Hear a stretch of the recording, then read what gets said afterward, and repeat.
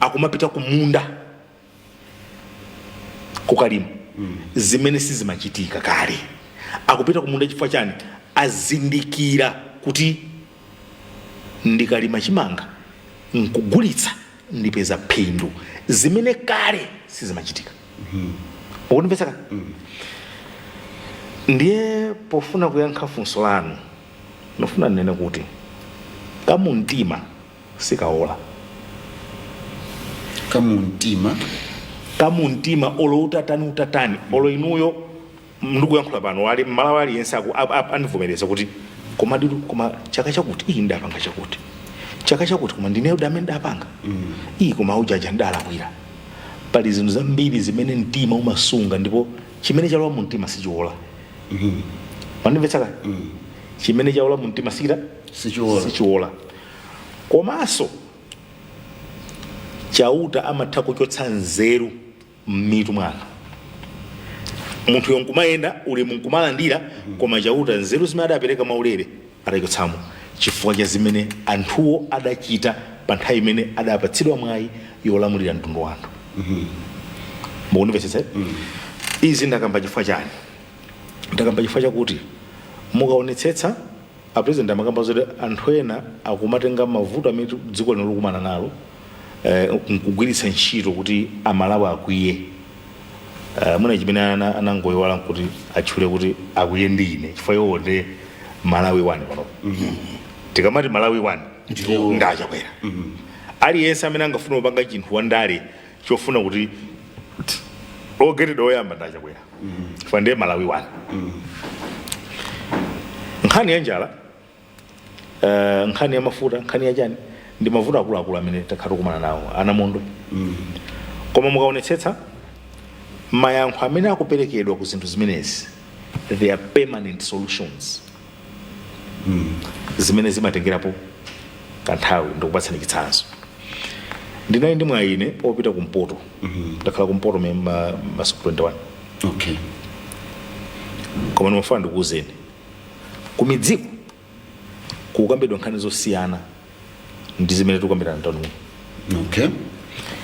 ndinenera njizi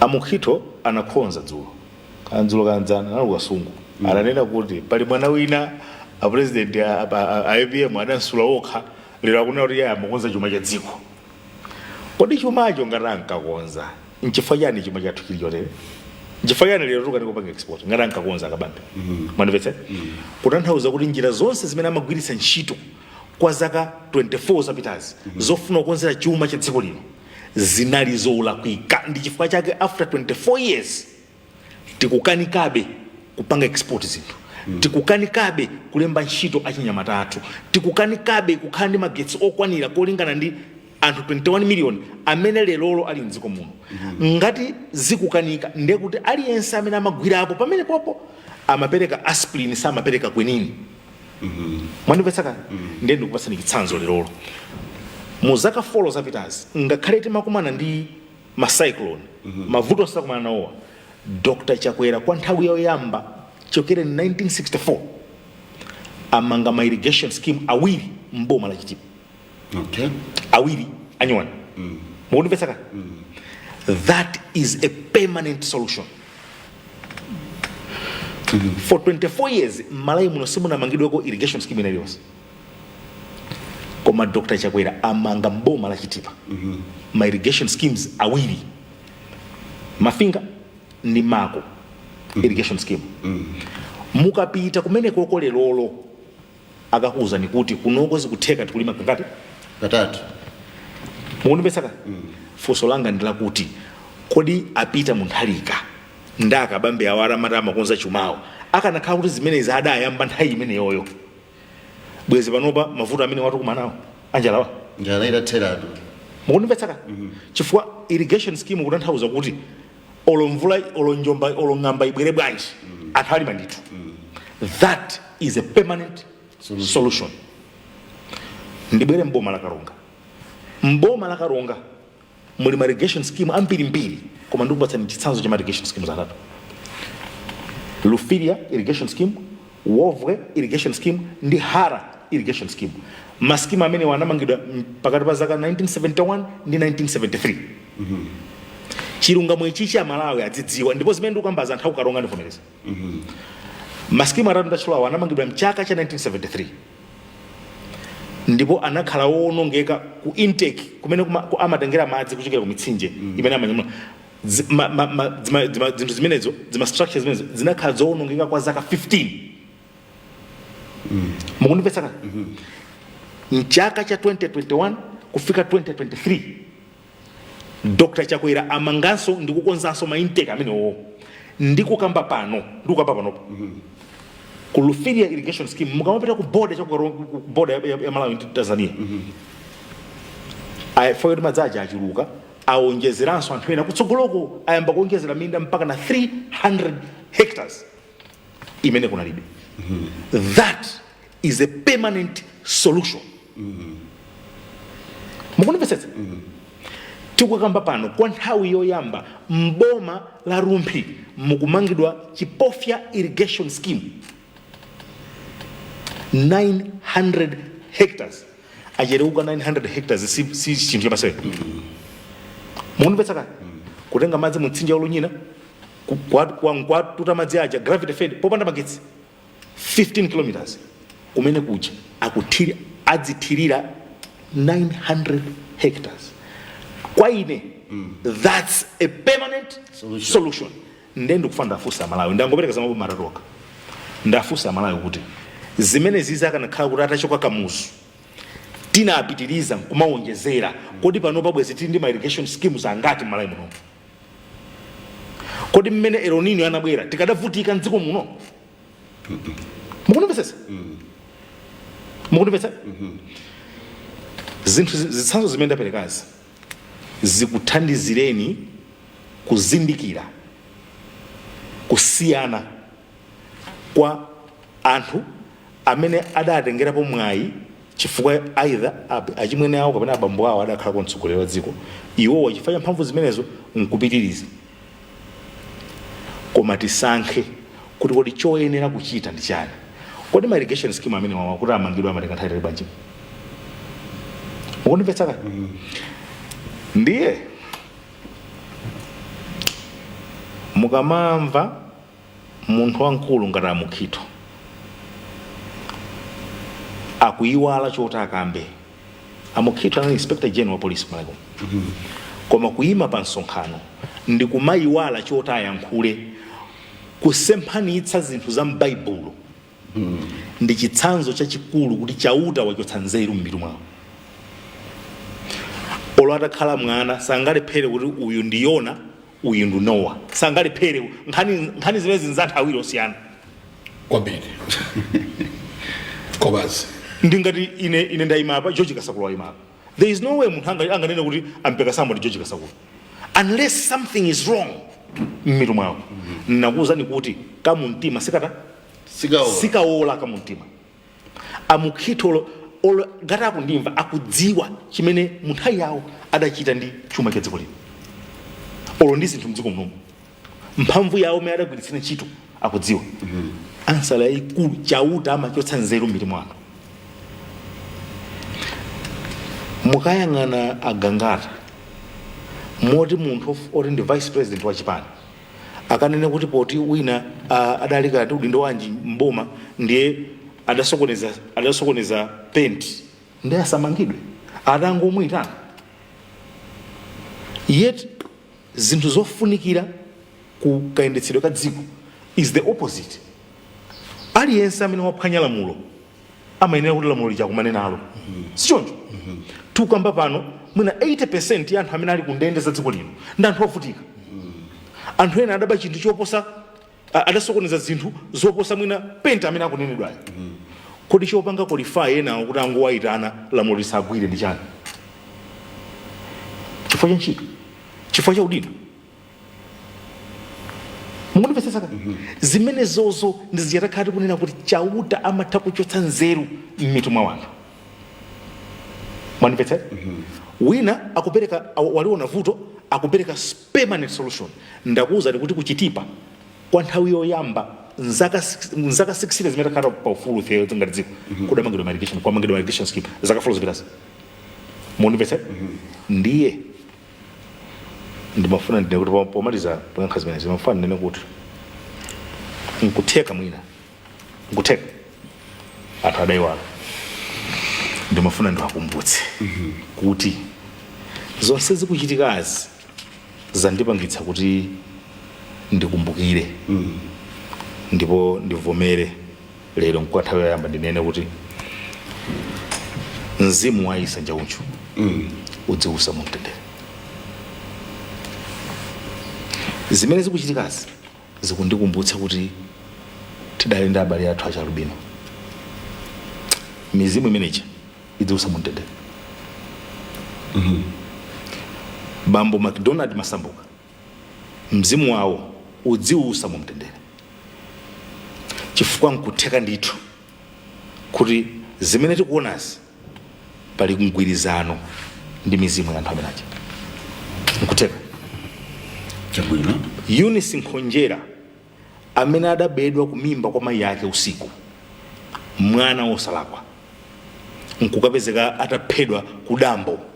Nkutheka kuti mizimu ya mwana amene, mzimu wa mwana amene uja ukugwirizana ndi zimene zikuchitika lilonse. Mzimu wa Eunice udziusa mumtendere.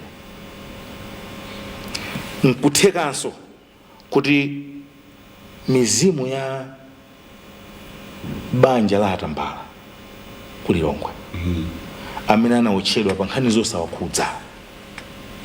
Nkutheka kuti zimene zikuchitika lilonse kuyiwala anthu akayima pa podium uko kuphonyetsa zoyankhulako mayankhulako kapena kulephera kuzindikira kuti ndakula ndikhale pansi mwina. Nkutheka kuti ziganizo zimenezi zikugwirizana kwambiri ndi mizimu ya anthu amenaja. Mizimu ya anthu amenewa idziusa mumtendere, idziusa mumtendere. Nkutheka kuti anthu adaiwala anthu amene adamwalira ku Central Hospital, wina atazimitsa magetsi chifukwa cha ndale. Ana onse amene anamwalira ku magetsi, chimene chidawapangitsa bambo Ibrahim Matola kuti alire. Nkutheka kuti mizimu ya ana amenaja, mizimu ya amayi amene oyembekezera amadalephera kula ku theater tsiku limeneli, nkutheka kuti ikugwirizana ndi zimene zikuchitika lilonse, kuti anthu andale akutenga zinthu zofunika kwambiri pa miyoyo ya anthu nkumagwiritsa ntchito zimenezo pofuna kuti anthu amve ululu kenaka akwiye ndi munthu amene akupereka ma permanent solutions amavuto awo. Mizimu ya anthu amene achawo idziusa mumtendere. Nkutheka ndithu kuti mzimu wa bambo Rafael Tanthani anali mtolankhani wodziwika kwambiri mdziko muno. Bambo Rafael Tanthani ngati madziwa mkadziwa kwa basa nagwira UPPC. Nkutheka kuti mzimu wa bambo Rafael Tanthani ukugwirizana ndi zimene zikuchitika lilonse. Fa anthu akuyiwala kwambiri, akuyiwala anthu kwambiri. Nkuthekanso kuti ndalama zimene zinabedwa ku Salima Sugar, ndalama zimene zija zidakathandiza Malawi ochuluka. Mwina lero amene akuvutika ndi njala, ndalama zimene zija boma liwali kuti fertilizer amene adatenga ndalama zimene zija ndithu kamene kali mumtima mwawo kasaole. Ndipo izizi, if they don't come to terms with this truth, ngati sakhala to terms, ngati savomereza kulumikiza nkhani izizi zimene zikuachitikira, zimene zikumatuka pakamwa pawo, ndipo nkulumikiza ndi zimene ndakakhula panonse, akapanda kukumbuka ndikuona ngati kutsogolo kulitsoka. Mwimeka pamene akasakula nkhani yoyambayi mwitseka bwanji tithane nayo kuti tipite ku nkhani ina. Waona apasanthawi chifukwa akhala masiku 21 ali ku field amakatolera information azitipatsa pano information ndemno yebo nawapasantha ayayita kuti izo sezo anene akhuthule kwathumba kawo. No kumaliza kwake nkosavuta nkwakuti Amalawi Kevin wanazungumza zapitipiti. Amalawi tisapose conclusion njakuti boma limene likhoza olumavuto atabwera bwanji ndipo mavuto ngambiri amene Amalawi makumana nawo tsiku ndi tsiku. Komano kuti tilote kumadzinamiza kuti amene akhoza kubwera kuzotha mavuto athu ni Peter Mutharika ndi anthu ake ndiye tikudzinamiza Malawi zimene zwayi andi zifukwa nzambiri zina Kevin wanena ine nkozo zifukwa nzambiri zimene anthu awo sangabwereso mkuluja wakula amene afuna kubweraso nwene Chisale Norman Chisale amene afuna kubweraso na Gangata new kid on the block amene amadonena kuti ndine khulukutu fere ndine namba ndine khuluku Peter Mutharika is surrounded by crooks uvotera Peter Mutharika kuti abwere ndiye kuti wani tufuna kuti tuvotera Norman Chisale tuvotera Gangata tuvotera Mai Gertrude Mutharika kuti namene azizatilamulira amene amakamba apawa amkhito amenewo mwana mveka nde iye akamanena kuti ileyo nini solution yamavuto anu Malawi anthu amene wawa ifeyo ngati Malawi tikaona zochitika zawo kulinkhaniza ma JC kulinkhaniza ukhuluku kulinkhaniza zosatha ulankhula utsokoneza zinthu zoti za obvious amene akharatu onena kuti akusita dziko lino sanamizanepo chabwino tilenge chakwera nkuyika Peter Mutharika amangotukwana pa nsonkhano akabwera ni mawotukwana even achisaleko amanyoza Malawi sakambadza nzeru ndino agulu kunyinda ndino andani zichewa zoyipa zonyasa pachizungu kuti bani anikosi yuyu pakampo munthu obwirobwiro olongosoka sipamene tuluka zinthu ngati zimene zosoyi especially kuti ulankhula kwa Malawi zoti zina Malawi akuziona ndili pa TV ndili pa wireless iwo manena zimene zosoyi agulu kunyinda andani amene Peter Mutharika akunena kuti akozobwera nazo zindabo ngati amapanga masimenti majani 5 years ago akuti sindikuziziwa ndangolandira cement how you are a president ulandira zinthu but Mutharika ndikhalira lawo 145 million pajaso langolandira sweda ngopita mu account mwa afuna adzapirize zimenezo Gangata kamanena kuti ndine khuluku afuna adzapirize ukhuluku menewo nkumatenga zinthu zisoti sizawo. These are the people who know alini milandu yopanga ma certificate aku MRA ukhuluku amanena uchi ma JC ukhuluku amanena uchi alini milandu ku court chimodzi moza Chisale. So to conclude, to finish the topic, Malawi uyambira lero winasad pusise kuti ADPP can come and sort out mavuto awo amene angapange sort out ziyokomba Kevin zicha na president zichakwera and ma solution yawo saungopereka zaliro zikuvuta akuyika maziko ona kuti in 3 years 4 years 5 years this country will be different. Ukakhala olo mining manje kungokamba kwakuti 1 day 2 years 3 years from now zose will just fall into place. Kuzabwera vindalama kuziko kuno vona kuti mwina siti maganiza kuti tidzaviona moyo wathu 40 a president sachakwe aika maziko agriculture chimodzimodzi ma irrigation scheme amakamba Kevin acha mufuna kuti titiike zipenezo kuti kama sema ukhala udandaula kuti njala kukaronga njala kuchitipa njala kwakuti no anthu azilima chakudya ndi irrigation tike ndalama kumene kuti mange pafunika chiyambi pafunika nthawi zoti tinene kuti ndalo yakeso ali kumangoche abwere azosokoneza zimenezi ndi hizi gangi of the Gangatas, the Chisales and the rest of them. As a sokoneze, as a crew, when open, but TV, open. Couldn't in the crew. In the no the crew. Then that's the person that is near to Peter Mutharika. In fact, those are people that is considering Ngadim running mates. Manomonongambo Vega. So they will be closely. He's just trying to please a wife who wants to come back as first lady. But they should not use Malawians. If what we need to do with Peter Mutharika and the DPP in Corona 16, we should reject them once and for all. Because we want Achakwera Pitilize with his team of go-getters. Because there's a team of go-getters. It doesn't have crooks. Nobody goes on TV and says, oh, in Mumba, I'm a crook, in Ndalama. Nobody does that. These are upright people. All they think about is how do we help Malawi. They go on the ground, Amatani, Upangaizi. They need to continue. They have got the capacity to deal with any problem that Malawians can confront. A president Gwena Mondwe, Amavala gun boots, Nkubita background, Umaga inspired. Tadizatu.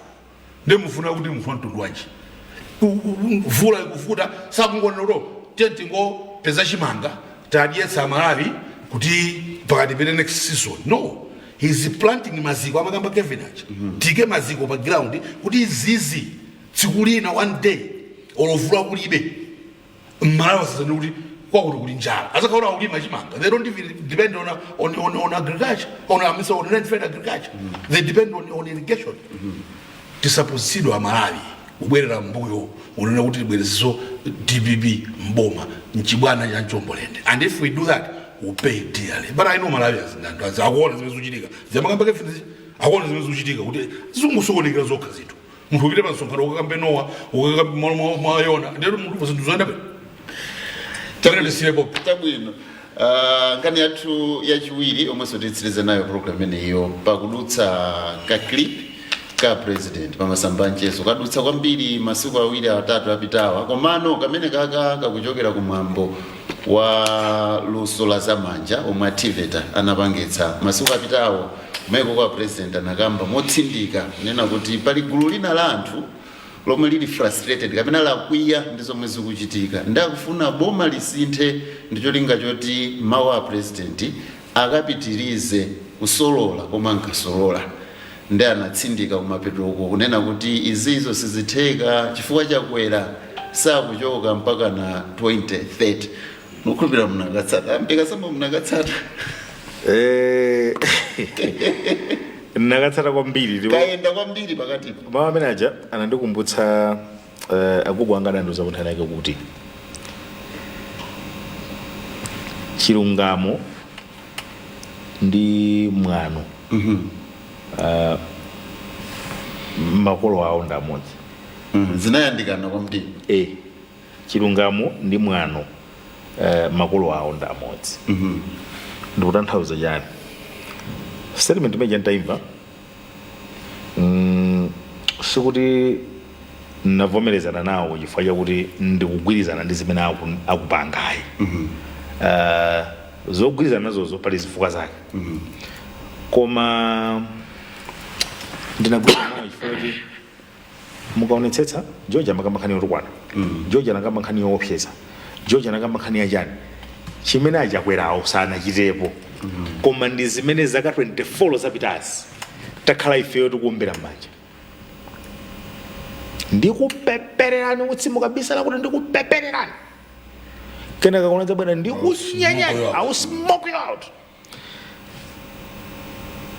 Nkhope ya dziko imajambulidwa ndi zimene atsogoleri akuyankhula komanso akuchita. Mukunomvetsa kani? Nkhope ya dziko kwina kuli konse kandi kunja kandi kuti amaliyang'ana dziko lino ndipo nkhope yake imene imatuluka kolingana ndi zimene mtsogoleri wa dzikolo kapena atsogoleri a dziko akulimbikitsa kapena akuchita. Kwa zaka 24 zapitazi kumbuyoko lero ngati tikunena kuti pofika lero njanji sinafika kumpoto ndiye kuti njanjiyo sina magidwe zaka 24 zapitazi. Kwa zaka 24 zapitazi ngati tunena kuti zipatala ndizochepa ndiye kuti kwa zaka 24 zipatala zija sizina mangidwe. Kwa zaka 24 zapitazi ngati tukamba kuti ma mega farms kunalibe ma farm amene analipo anatha anasakazidwa pamene chiwerengero cha dziko lino chimakwera kutanthauza kuti zofuna kandi mankhwala amakwera chakudya chofuna anthu chimakwera mafuta kuti tizigwisa ntchito amakwera namba ya magetsi pachingeza amount mphamvu ya magetsi imafunika imanka ikwerera yoti dziko linolo lifune ligwiritse ntchito zovala ngati ndavala inezi ndiye kuti zimafunika nso zochuluka. Mwandimvetsa kani? Koma chimene chimachitika ndi chani? Amapereka aspirin m'madera osiyanasiyana kandi masukulu kandi misewu. Aspirin amene adaonekera kwambiri pansi wopita kuchipasula lerolo aspirin jaonekera ngakhale pa misewu imene amamanga kwawo komwe lero lokuti mupite ku msewu wa Phalombe zomba jali chitakale mukapeza kuti msewu jawobokeratu penaso kukokoloka pena kungonyenyeka ngati keke choncho mujama imayoyokera keke muja koma mutati muone mudzifunsa amalawi kuti ndi ndalama zingati zimene zinalowa kuma projects amenaja mwandipetsaka kupereka aspirin pa mavuto okumana ndi mtundu wa anthu ndi chibwana mapeto ake ndi mfuwu umene mukuona njala zinthu zakwera kaya ndi ma forex makampani aja kugulitsa kupereka ma aspirin lelolo economy ya dziko lino ikubayidwanso kwenini ikubayidwa diaspam mwandipetsaka ndi mankhwala amphamvu amenewo ndipo akakubaya zimenezi umamva ndi thululo mwandipetsetse ndiye chimene chikuchitika chifoti aona kuti chifukwa zikidapanga zija amalawiriro akumva kuwawa ndi akatembenuka nangasekhanga ngati udakhala mpira ndiye kuti pano DPP yapita mbali yoku Congress yapita mbali yoku sikoncho asinthana akakhala already musamali change go yes awali ku opposition awali ku mwandipetse ndiye akufuna kuti chifukwa zijada dzala zije zipakanga dzala zija zomapereka masprin kumangotani kaya ku health za maphunziro za ulimi nkhani za mabridge ankangopanga kumangodoliza koma zambiri zo akumagawana chifukwa lero la Malawi ajachiruka zofuna zawo ndi zambiri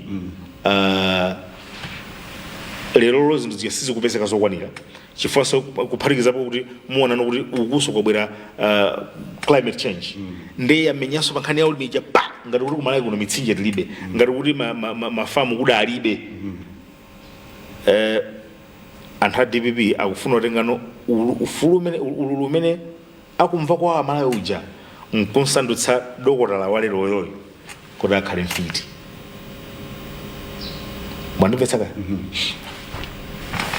koma kumidziko kumene kukhala anthu 80 pa 100 ali wonse ayamba kuona kuti apatu bridge ili padalibe chaka chino nali mafoja nagulitsa chaka chathachi koma sinagulitsa kofoja mwanthu pamene mpamitengo pamene anthu kumidziko ayamba kuona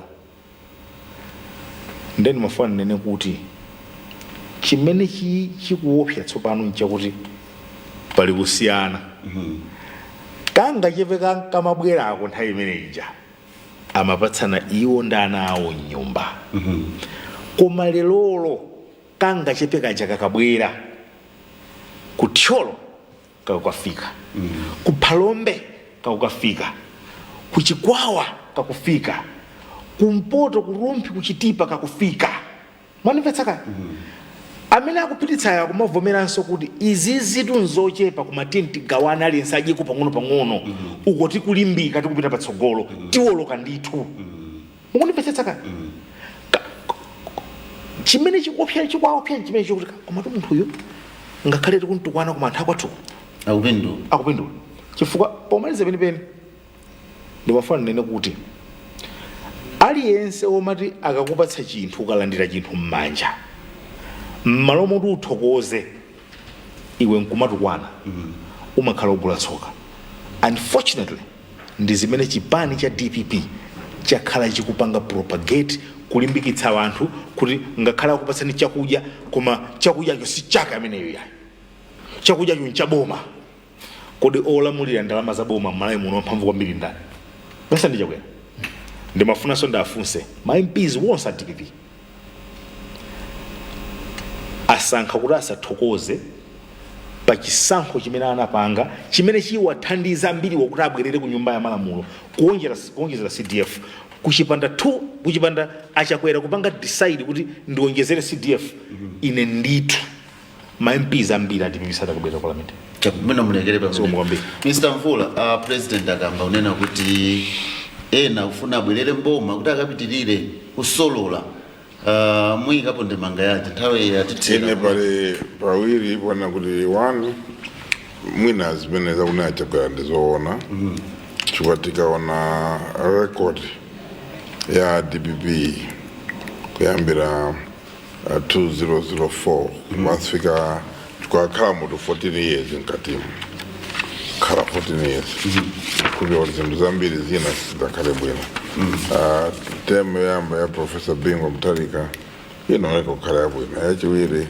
nazakhala nditi nkhaza choncho nditi mismanagement zovuta zinepo zambiri, mavuto ena anapanga anachulukirako anayamba chikoti ngakhale zakashikedziza zidayambirako komweko chiko anthu ake anali pomwewo adapitirira.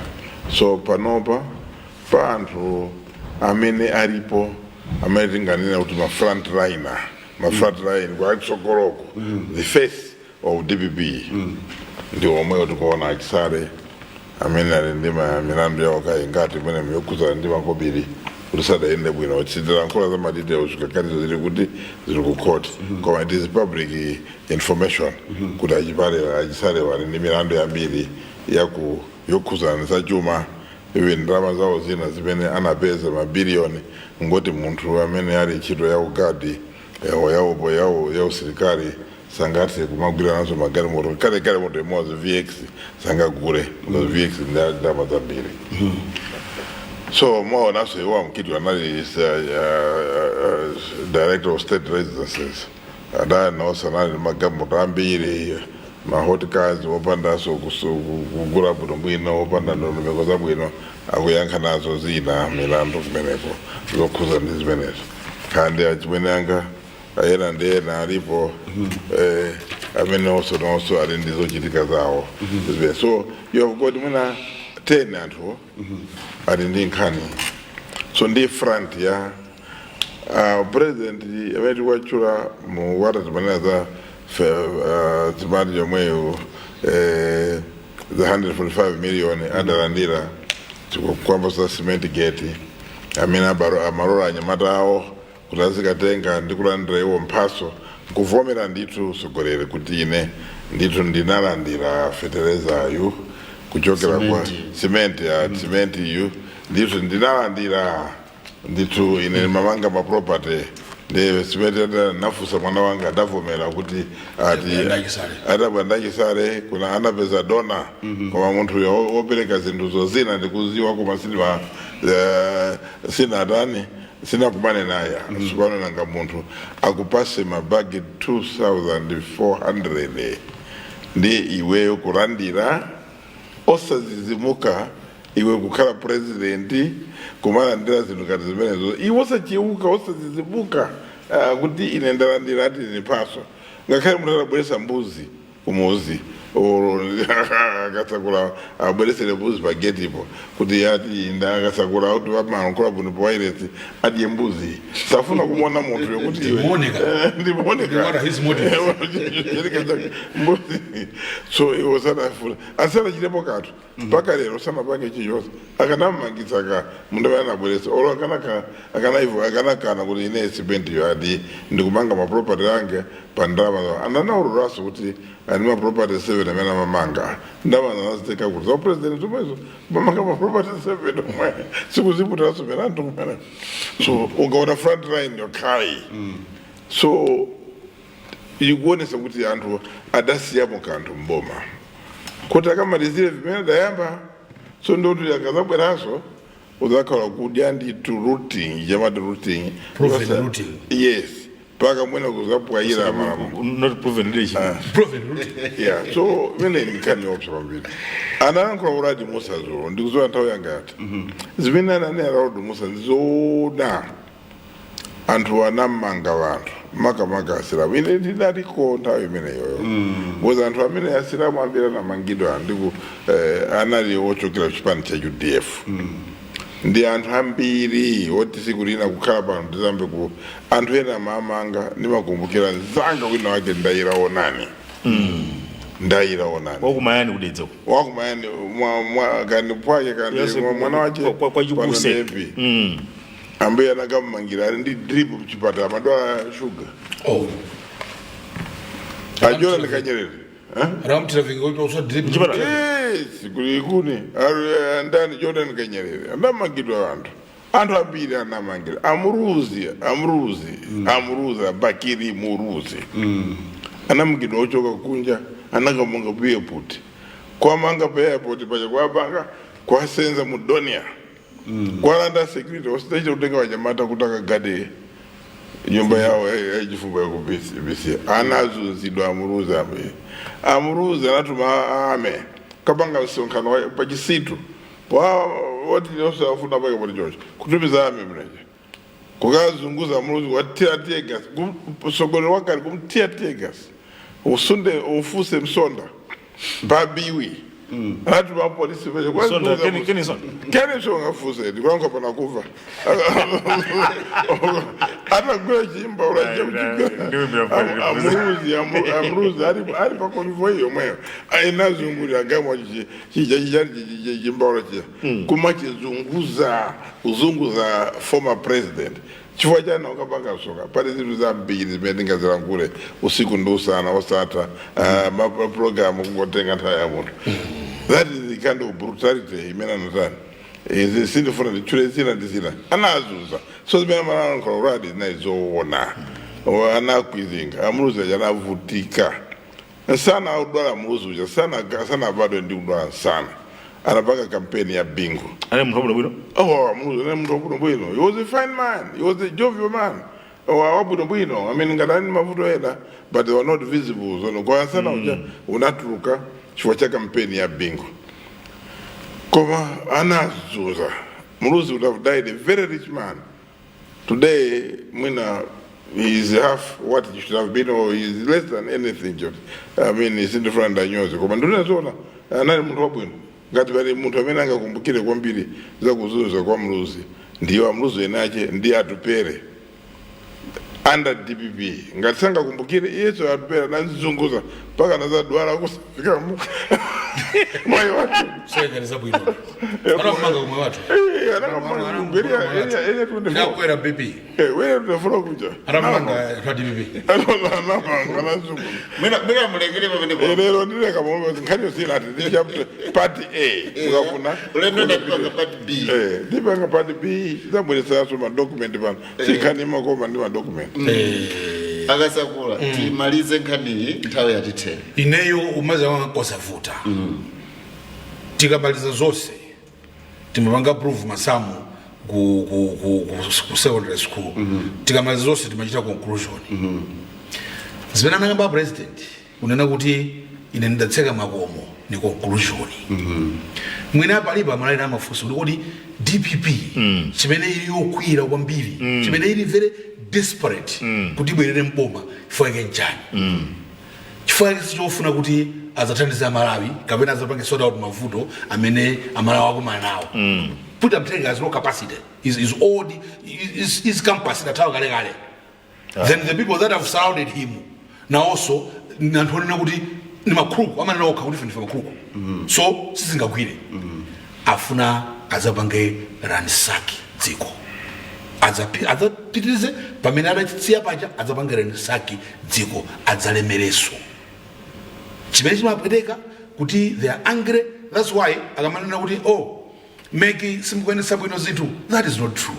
Maggie hasn't put its foot wrong anywhere. They are doing everything by the book. Kawikwana tosakatifunsa kuti bwerani mudzaone ngati mainanu ali mukaundula tikapita.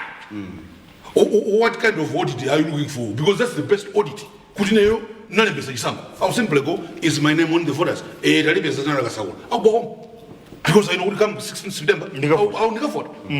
They do that all the time. They're asking for audits. They're asking for this. Ochani. Reason is because DPP mabera chisango. They never won. The only election that they won, near Bingu, was it 209? But the rest amaba. Today, Maggie, the system that Maggie is using, you also use you.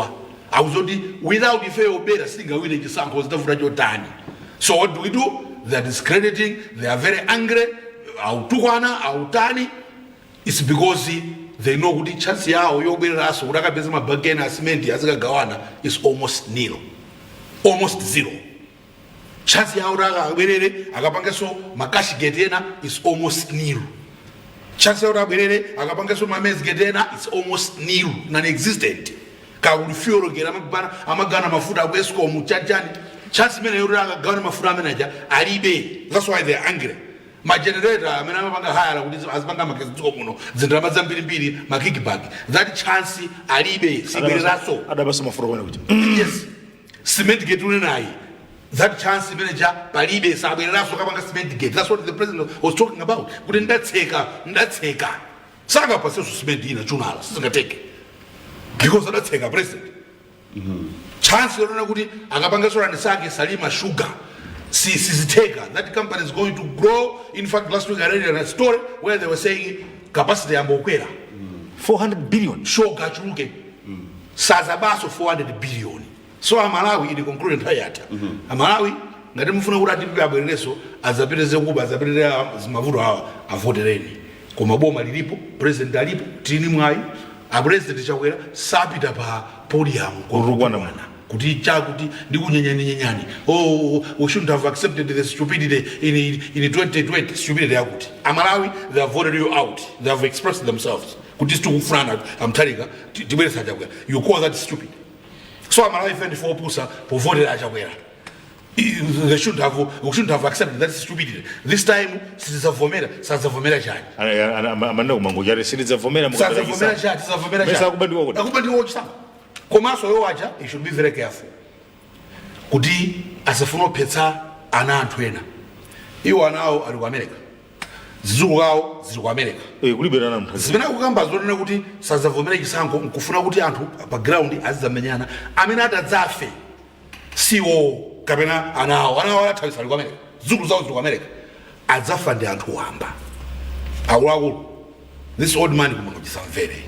Let's not listen to this old man ndipo tisampase mpata because he's losing it amatero pa chisungu sizikuyenda zina zake. Such a person is dangerous. Ifeyo, let's just tungombo banga ignore. We should just ignore him and say awawa zawo zimenezo. Ndan zawo his crooks that have surrounded him. Amajiro kambo nifima kruku zawo zimenezo. If let's do the right thing for Malawi, we want a prosperous Malawi. This trajectory mine ambigai 10% pata. 5 years, 6 years we go to examine. Kulikuwa ayawera mukana kuti muiga maziko. Mining, agriculture, kamkutisha chani, manufacturing. Mtirako pasani mpata. Sikuti bwanji. Ndiyazo zoya. Bono batu zindusina ru mabiro na kulowa. Mukuona zindusivura nzikomo. Mukuona forex vura nzikomo. Mukuona kuti agriculture vura. Mukuona kuti chakuti vura nzikomo. Anthu akazo nja. Umefema iko aboma kuti azati uza. But let's give this movement ya chakwera a chance. Not this old man. Ona kuti he is lost. He's lost his mind. He can't even tell someone who has given me, on what basis, what favors is he looking for from me, what is he getting himself. Even if you say, I'm not spend you, not spend him back fall. Yeah, he couldn't even ask those questions. And I'm and want him to come back. Serious? I don't know. Probably. Seriously, I want such a person to come back. Because this is not the crew that can even sort any of our problems. Never. They want to come into government to root, to continue the crookedness, which they say on TV, national TV. Ndatokoza tisirize model program yathu nditokoze kwambiri akasakula kuti munabwera nditokozeso mvula kuti munabwera osaiwala Kevin Pekasambo kuti munabwera ndikuthokoze ninu pokhala pamene popo kumvera program ine ya Timvetse kutsatira pa MBC Radio 1 komanso pa kanema amene wa MBC. Dzina langa Blessings Chileuka mwakoma nonse.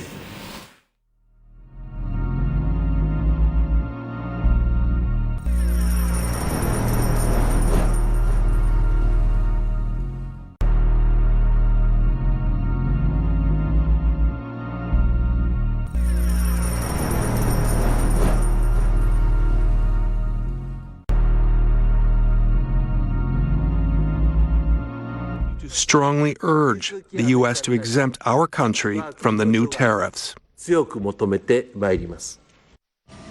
Ishiba has indicated he has plans if an exclusion is not made. He's announced measures to support small and medium-sized Japanese firms.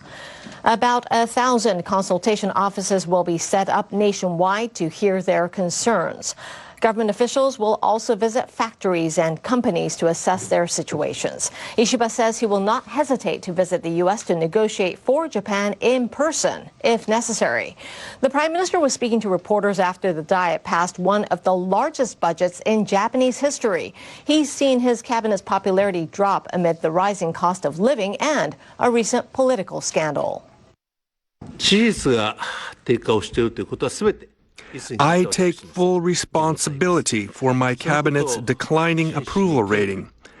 I take this seriously and will reflect on it intensely, taking steps to restore trust. Ishiba was widely criticized after it was revealed he had distributed gift coupons worth about $700 each to over a dozen lawmakers from his party. He reiterated his apology during Tuesday's news conference, saying the decision was out of touch with public opinion.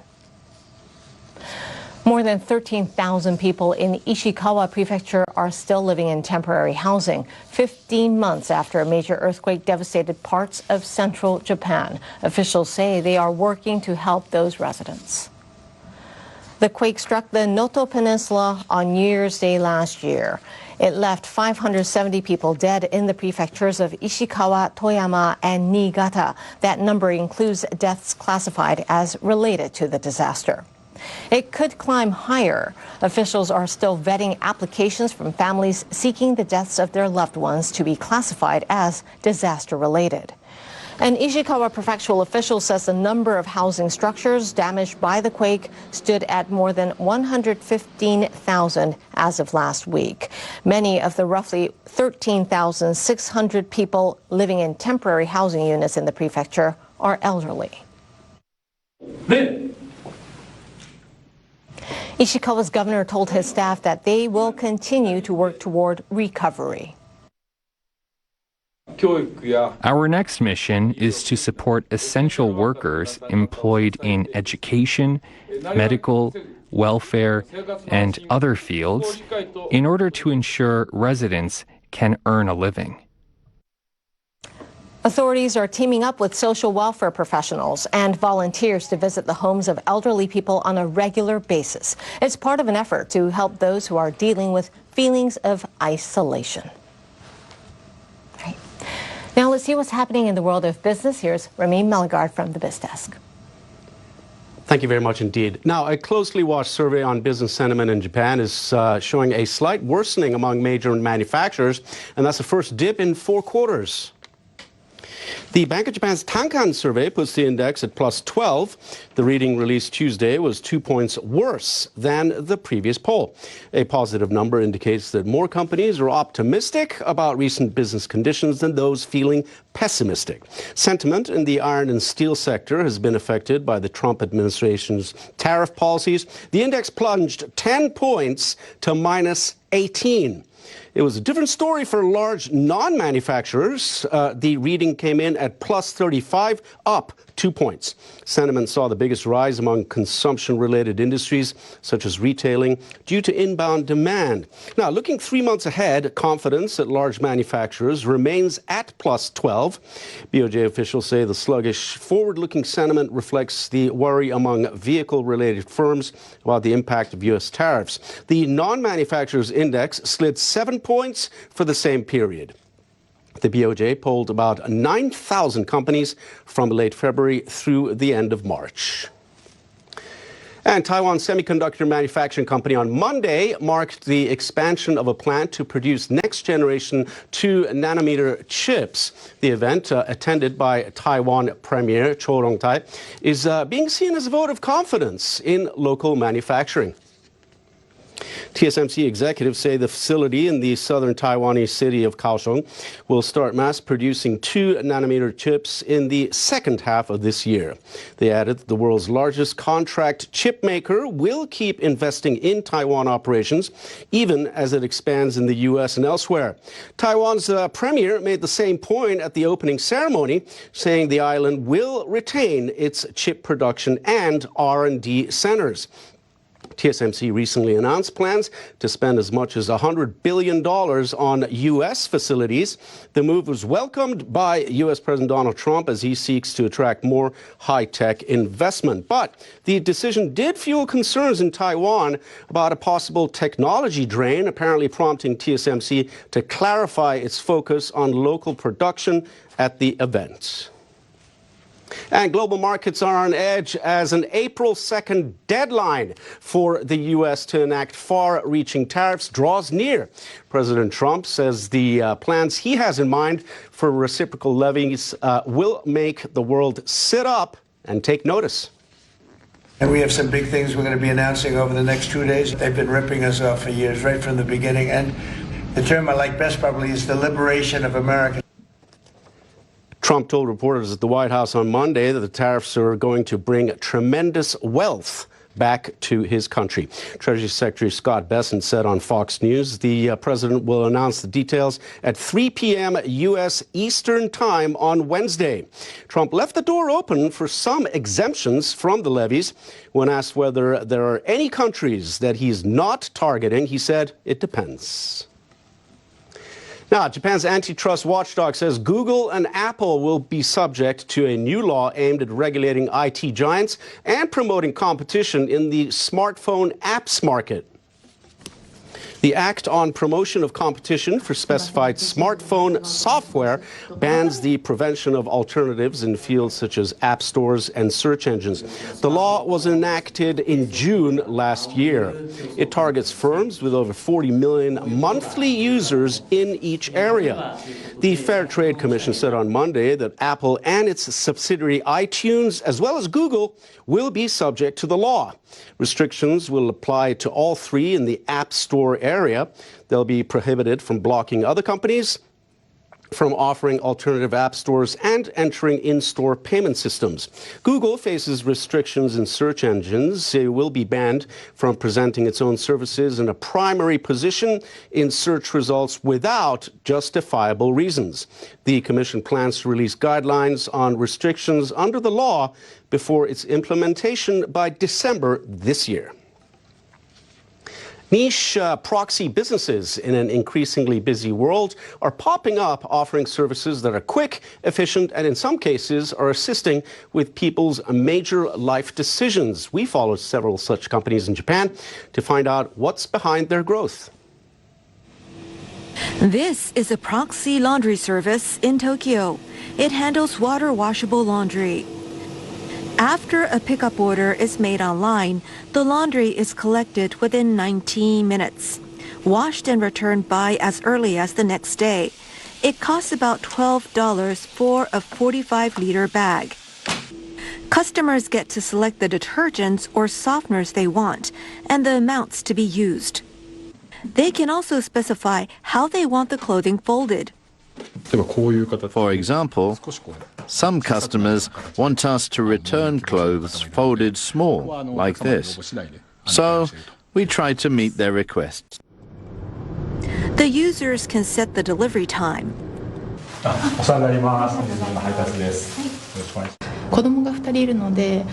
With 2 children, I used to do laundry twice a day. Now I have more time with the kids. Having that extra time is really important. The company handles more than 200 orders a day at its 2 locations in Tokyo. It says business has been increasing by 50% each month. We want to provide a service that can be used anytime. The concept is to pay money for extra time.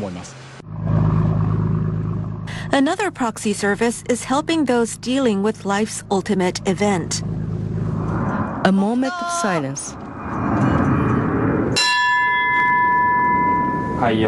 Now we begin the ceremony to scatter the ashes at sea. The ashes of a deceased person are being dispersed in Tokyo Bay. The scattering of ashes at sea is normally done by bereaved family members from a boat, but this company does it on behalf of those who may be anxious about going to sea or who wish to keep the costs down. The staff records the event, a copy of which is then sent to the families. The rite includes grinding cremated bones into a fine powder in line with government guidelines. The service costs about $370 and it's proving popular. In the past 5 years, the number of requests have grown 2.5 times. Many people nowadays don't want to trouble their children with the responsibility of taking care of family graves after their passing. Nagasawa Satomi lost her husband 3 years ago. Before he died, he told her he didn't want to be buried. She had been considering scattering his remains in the ocean, but was nervous about getting onto a boat. That's when she learned about the burial at sea service. Before he passed away, I was able to say my goodbyes. My mind was clear, so I didn't feel uncomfortable about using a proxy service. I'm glad I chose it. As people's lifestyles diversify, their perspectives about how they want to spend their time and money are also changing. Okay, let's get a check on the markets.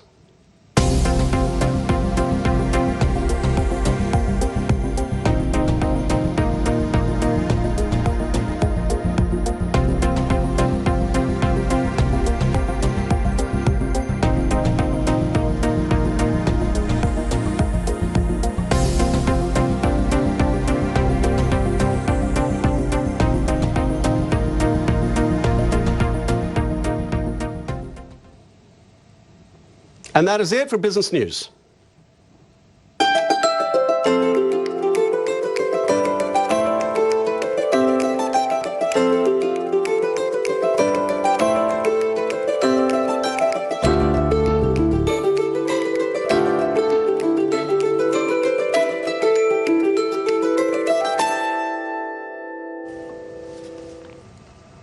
And it's time for us to check the weather with our meteorologist, Jonathan O. So, Jonathan, cherry blossom season should have meant that I can enjoy the blossoms and the weather and that I can actually shed my coat, but it is like winter now. What's going on? Well, it's just a little bit cold outside along the eastern areas of Japan, and we saw a high of 5.7. We're supposed to be in the mid to upper teens this time of year for daytime highs, and we're talking about snow as well. Here's some video coming out of Yamanashi Prefecture. I want to show you what's happening there. April has just kicked off, but people in parts of Yamanashi Prefecture waking up to spring snow. But Yamanakako had received 11 centimeters of heavy snow as of the latest report at 10 a.m. Tuesday. The storm also brought snowfall to the northern Kanto and the southern Tohoku regions as well. The peak of the snow has passed, but weather officials are advising residents to be careful of traffic disruptions due to slippery roads.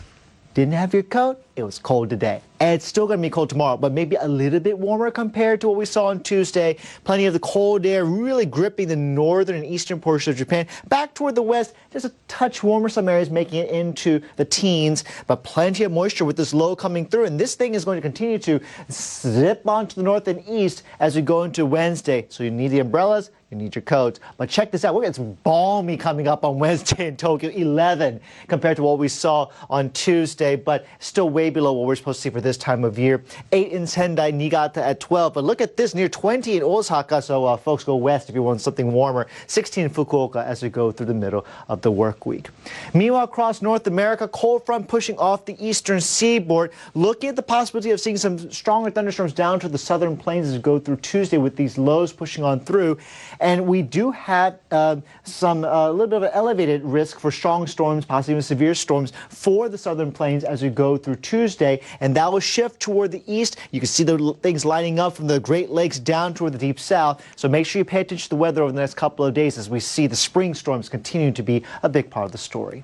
Hope you have a good day wherever you are.